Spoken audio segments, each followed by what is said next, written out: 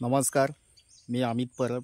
आज तुम्हाला या ठिकाणी नदीला लागून असलेली जागा म्हणजे नदीला टचमध्ये असलेली जागा या ठिकाणी दाखवतो आहे।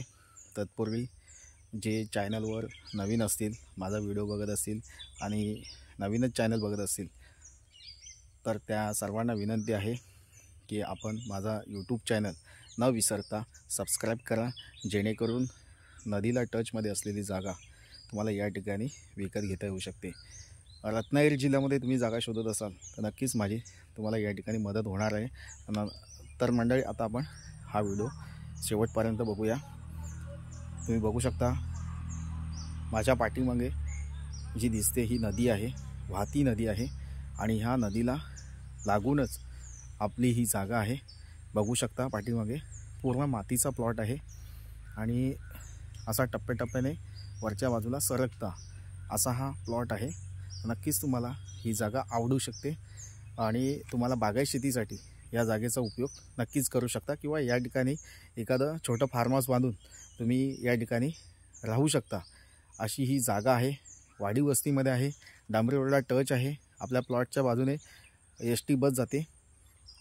तसेच नेहमीचा वाहतुकीचा आणि रहदारीचा मानवी वस्तीचा म्हणजे मानवी वस्तीचा रस्ता आपल्याला या ठिकाणी जवळपास आपल्या प्रॉपर्टीच्या जवळपास आहे, वाडी वस्तीमध्ये आहे। नक्कीच तुम्ही या ठिकाणी बागायत शेतीसाठी तुम्ही जागा शोधत असाल तर त्यांच्यासाठी नक्कीच ही जागा चांगली आहे। 6 लाख रुपये प्रति एकर या रेटने आम्ही ही किंमत सांगतो आहे। अगदी कमी बजेटमध्ये ही जागा आम्ही विकतो आहे। जागेच्या किमतीमध्ये नक्कीच तुम्हाला या ठिकाणी कमी जास्त करून दिलं जाणार आहे। तसेच डायरेक्टली शेतकऱ्याला भेटून तुम्ही ही जागा विकत घेऊ शकता। कोणत्याही कमिशन एजंटला भेटायचं नाही आहे। आज मार्केटमध्ये बरेचसे यूट्यूबर प्रॉपर्टीचे एजंट आलेले आहेत, पण अमित परब तुम्हाला डायरेक्टली शेतकऱ्याला भेटून शेतकऱ्याशी डायरेक्ट आणि शेतकऱ्याच्या किमतीमध्ये तुम्हाला जागा विकत देणार आहे। तर नक्कीच तुम्ही माझा प्रॉपर्टी इन रत्नागिरी हा यूट्यूब चॅनल बघत असाल तर नक्कीच चॅनलला सबस्क्राईब करून ठेवा आणि अशाच स्वस्त बजेटच्या प्रॉपर्टीज नेहमी मी तुम्हाला तुमच्यासाठी मी घेऊन येत असतो। तर मंडळी, आता आपण हा व्हिडिओ शेवटपर्यंत बघू शकता।